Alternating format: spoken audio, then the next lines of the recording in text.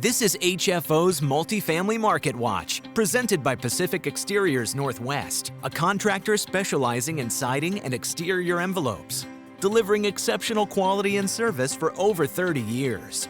By Aprio, combining DeLapp's Pacific Northwest experience with Aprio's global resources to offer unparalleled tax, wealth management, and advisory services for real estate owners. And by Kennedy Restoration, helping residential and business owners recover from fire, water, mold, and storm damage.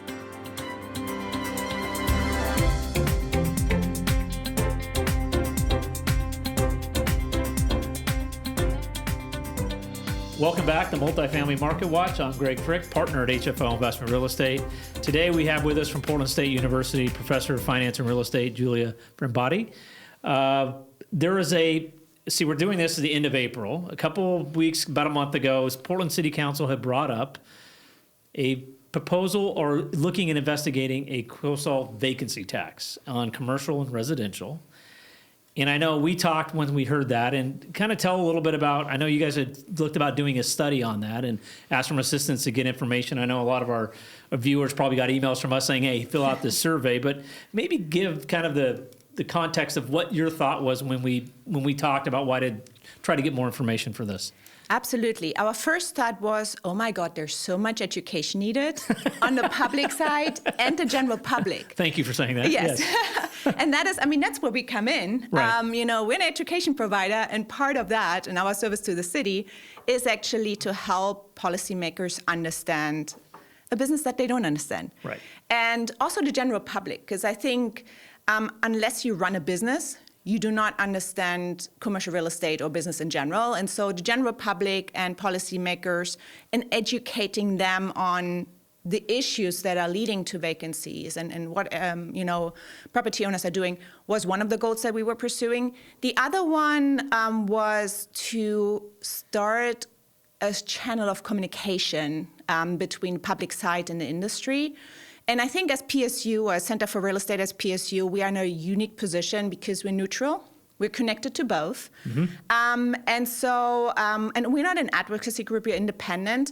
And so the hope is that maybe we can bring both sides together and actually just have them start talking. Because I think a lot of the issues are that policymakers don't just come to the industry and ask, hey, what do you think about this? What are the issues? What are you seeing? How can we help? And on that side note, a few years ago, the city of Seattle approached me and asked me to do a survey amongst Seattle developers. Really? On what their issues are and what barriers they're facing to development. And I hope we get to a point where the city of Portland is the same way, and then obviously the county, and just looks at us as a way to connect with the real estate industry. And we need to get beyond that point where they just assume stuff, right. But they just, are pushing policy down for exactly. on uneducated policy exactly. without understanding the nuances of the operation. Exactly. Join the HFO community and get weekly multifamily intel. Click to subscribe.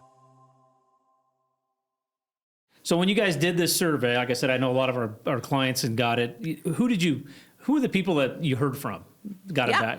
Yeah, so we aimed specifically to get feedback from property owners, developers, property and asset managers, and brokers on the retail side.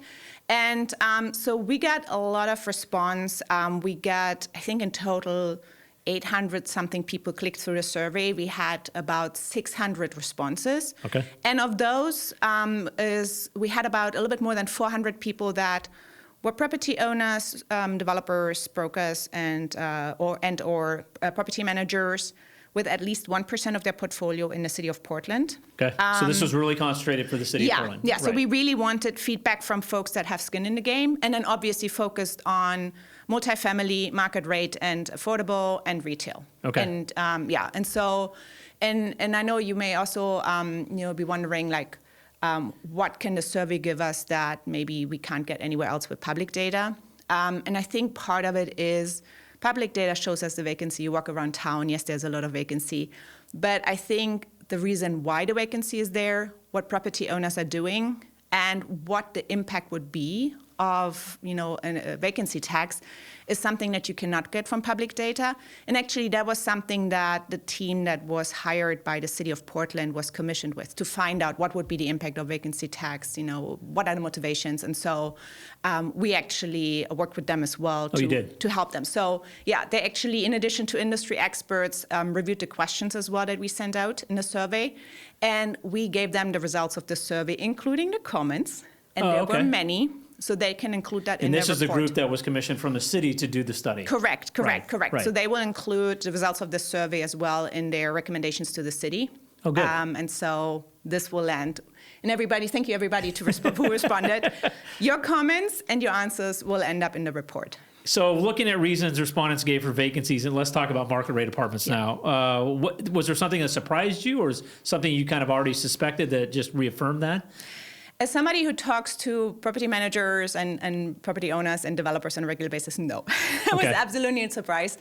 So there wasn't an enlightening moment like, oh, wow, I didn't think about that. Absolutely not. So number one, no surprise there, was the weak demand from tenants. And then following that was oversupply, a lack of tenants that qualify. Right. And then following regulations and paperwork and, all the increased difficulties of doing business on the multifamily side in Portland. So just the clunkiness of actually getting a prospective tenant through the process. Exactly. Elongates the vacancy issue. Exactly. But by far, and we'll publish the report will be published with much more detailed information. You can look up all the numbers. But by far, the biggest reason is weak demand from tenants. And did you see the same in the retail? Yeah. So that there wasn't No difference. It was the same for capital A, affordable, market rate, and retail. So it's it's a demand side issue. Yeah, exactly, right. Exactly. Okay. And then you brought up affordable. Differences between affordable and market rate, or the concerns were still really strictly on the demand side? They may have more administrative sides that are causing some issues, but what did you find there? That was actually a big difference. So number one, still weak demand from tenants. Then the next two most frequent ones were regulation, paperwork, delays in processing of tenants because of all the regulations and all the additional requirements that they had. And then lack of suitable tenants, as well as oversupply or competition from market rate.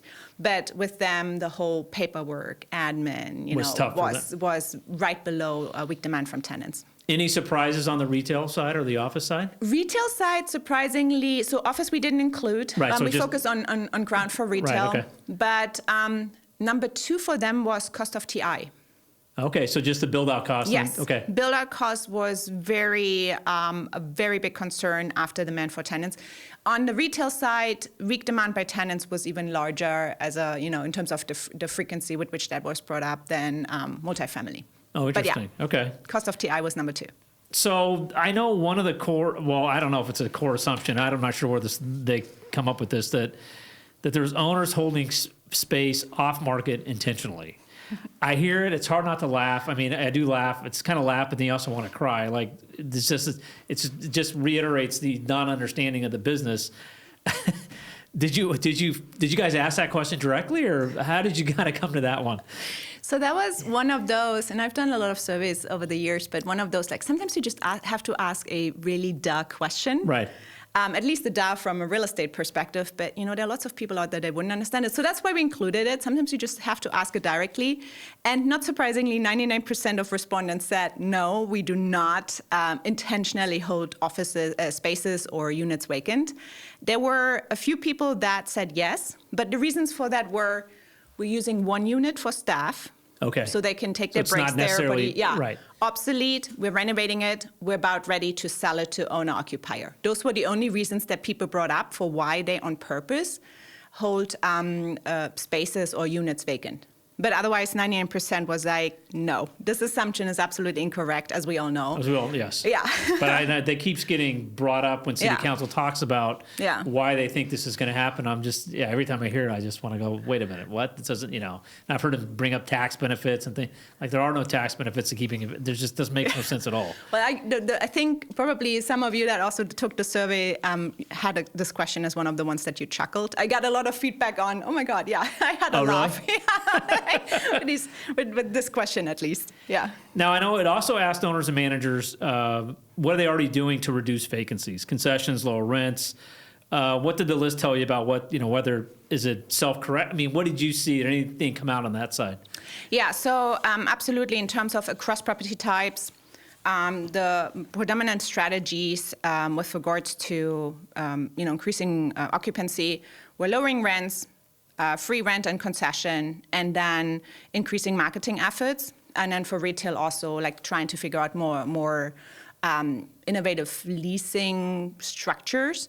The interesting thing is that it doesn't really, because it's a demand issue, right, it's not the vacancy tax wouldn't make a difference. And so if just the fundamentals were there, the vacancies would go away. Right. And I think that is one of the outcomes of the survey as well, that especially when we get to the comments and recommendations that respondents had for the city. But actually, this issue will be eliminated or reduced significantly once the fundamentals are in place that attract more tenants, yada, yada, yada, to the city. Yeah, back to the demand side. Yeah, so the tax wouldn't fix anything. The market would regulate itself. By the way, I forgot to mention it earlier in terms of not surprising results, because you mentioned it, the tax benefits, these two comments that always are brought up. Right. Landlords are waiting for higher rents, and they're trying to get tax benefits from the losses. Well, those were the most frequently selected reasons for vacancies in the survey. Really? Across property type, yeah. It was 1 to 3%. So the survey very clearly shows that these two reasons that are so commonly brought up are not the explanations for all the vacancy. Right. I still don't understand. I mean, I don't know. Well, I guess maybe if you had a commercial property, you could say my unit's been vacant for so long and try to get a property tax, but that's not the biggest component of your expense structure anyway. Exactly. And who's in the business of making losses? Right. So you can, It doesn't make any sense. It doesn't make sense if you run a business. So so I'm sure you had some people chuckling as they're filling out the survey. How did they respond when they were projecting that there was a vacancy tax? What would change, or were they even able to even go there? The answers were very clear. So the first one was a question with regards to how would your leasing strategy change, or how likely would your leasing strategy change? And there, by far, the vast majority said their leasing strategy wouldn't change. Would not change. Yeah, would not change. Right. Because, they're already doing everything they can. And a few people commented on, what impact would a vacancy tax have on their leasing strategy? Well, some folks said we would increase rents to pass on this additional tax to tenants. Others said we would have to reduce rent and find ways to fill space, even if, for example, a retail tenant doesn't need the additional space, or if we, have to give more TI, or we just need to put something in that space. So we don't. Which would be on the retail side. Yeah, that would be on the retail side. Where you've got, you only need 2,000. Yeah. I'll give you the extra 1,000 if you don't. But that doesn't help anybody. No, it doesn't. It doesn't really help anybody. So that was a common response. Others said they would reduce their underwriting standards and accept lower credit risk tenants.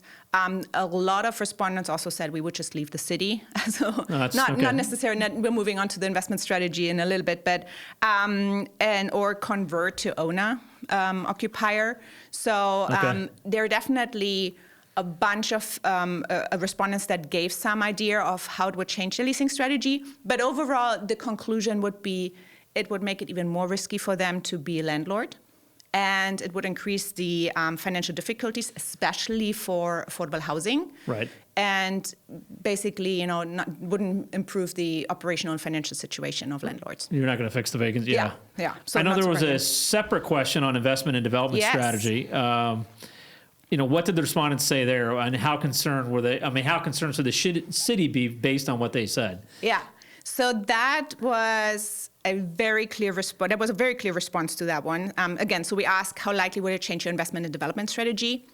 80% of respondents said it would change their investment and development strategy. We will post the data as well. But with a lot of most responses were, we would divest from Portland. We would not do additional new investments or developments in Portland. And I think this should raise the alarm bells at the city. Because firstly, if a lot of property owners dump their properties and there's a sell-off in Portland and they sell them for pennies on the dollar or cents on the dollars, that would impact, obviously, property values for tax assessment. Big time. Which further, kind of what happened with office, further reduce, tax revenues that the city has. They already have budget deficits. It will further, eliminate the funds that they need for services. So that's an issue. And then on the other side, if developers and investors withdraw from the city and don't pursue new developments, for example, it would increase affordability and supply issues. And so based on these responses, it would be absolutely devastating for Portland to implement such a fee or tax. Right, so it's not the long-term effect would be you get disinvestment here. Exactly. And we've always said you can't fix, on the housing side that we deal with, you can't fix the housing issue on affordability. You need to have outside capital coming in. You can't do it just locally. And if you don't have investment, outside capital coming in the housing side, Exactly. you're just not going to get any supply, which is interesting because we don't have any supply going on right now. And again, to bring up a vacancy tax now, just it makes no sense at all. So what? Based on the survey about the mechanics of vacancies in Portland, what policy innovations or interventions would you prioritize if the real goal is getting more units and space occupied? If you had, based on kind of what you saw in this survey. Yeah. So there are a couple of low-hanging fruits and a couple of more complex ones. The first one is talk to owners and property managers. Right. So policy, just talk to people, figure out what the issues are, and use that to make better decisions. Another big one, bring back City of Portland employees back to the office, especially with regards to downtown retail. Yes. So low-hanging fruit, but, lead by example. The other ones that came up over and over again were increase economic development initiatives and attract businesses, small or large, back to the city, which obviously would attract residents, and also support local businesses that we already have. Also, another big group of comments with regards to perception. Portland as Portland being perceived nationally as a place that is not very healthy to do business, which obviously affects the interest by out-of-state investors. Yes. And for example, one of the responses to the question of how would the vacancy tax impact capital, very clear, equity and debt for both, it was very clear. Out. Negatively impact, Right. Even just, there were some respondents that said, even just Portland talking about this. Well, that's what I try to tell when I talk to elected officials. You can throw it on the wall. Maybe it doesn't pass, but it's just the perception. Yeah. When you're back east, or they're like, oh, you're from Portland. Yeah, you guys are the ones that are talking about, this, that, and the other. And you're just like, and okay, Portland it's not going to pass. It's just coming back, Right. and you slowly get folks from out of state coming back. But so improve the perception of Portland, be more positive about Portland as well, and showcase that, or change the narrative and make it a place where you want to come and do business and want to live. And then obviously on the operational side, improve policies, processes, regulations to just make it easier to operate, for example, multifamily, and reduce operating costs as well. And then obviously costs to convert spaces. And then lastly, come up with innovative funding solutions to, for example, help landlords outfit spaces for tenants, or help tenants outfit spaces. For TIs and things like that. Help tenants even operate, like non-credit worthy retail tenants, for example, help them. Help on the multifamily side, building operators find the right tenants, overcome some of the expenses that you had, those increases in insurance or other operating expenses. Give tax credits if a landlord has a consistently high occupancy. So more the carrots, less the sticks. But those were the lower hanging, or those were the themes that emerged in terms of what the city can do to reduce vacancies. And you probably hit already some of the, what was the single most important takeaway you'd want Portland policymakers and the broader real estate community hear from this research? Yeah. So for the city, be a partner to the commercial real estate industry. Right. You both want the same thing. Reduce vacancy. I keep saying the same thing. You just want to provide. I know. It's reduce vacancies. Yeah. It's in the interest of both. And so don't work together. Don't work against each other. And if you want to learn about commercial real estate, come to Portland State. We can offer some training. So we can explain to you how commercial real estate works if you need more help. I want to say more the general public. The takeaway for the general public is commercial property owners do not want vacancies either. They Yes. have the greatest interest. They love this city. There were so many comments on, this is still a great city. It's beautiful. So they are working in your best interest as well. And, think about that next time you vote, or think about it next time you talk about commercial real estate in a certain way, and you criticize something that you don't really understand. So, and educate yourself as well. That's a great way to kind of end on that. I mean, that I think in our industry, really, I tell people, there's been a lot of regulations put on, rental housing providers from the public. If you're not involved in it, they don't know the day-to-day operations and don't understand the unintended consequences or some intended consequences of what some of the regulations that get in. And it's worse than affordable housing. Oh, so yes. Yeah, so. But I think the big thing you brought up is bring stakeholders to the table when you're not after the fact, bring them before, because at the end of the day, everybody wants a vibrant city that's growing economically and which benefits, across the board. So yeah, they could have also saved $62,000 for that survey. That's or for true that too. study, not for the survey. The survey was free, but for the study, if they had just called somebody up and asked them. Really ask them, yes. Yeah. Well, thank you again for coming and sharing that. I'm sure we'll hear when the survey gets out, and Yes. I'll be interested to see how the study incorporates that in and what they come up with. And we'll see you next time on Multifamily Market Watch. Thank you. Thank you. HFO's entire office specializes in multifamily real estate, making us the largest multifamily brokerage in the Pacific Northwest. Your success is our passion. Like and subscribe to Multifamily Market Watch videos on YouTube, articles on LinkedIn, and podcasts on all major streaming markets. Build your legacy with HFO. Call 503-241-5541 or visit our website at hfore.com for more information. HFO is a partner of the Global Real Estate Advisor Network. Love the insights? Tap the like button and click subscribe. It helps us bring more multifamily news straight to you.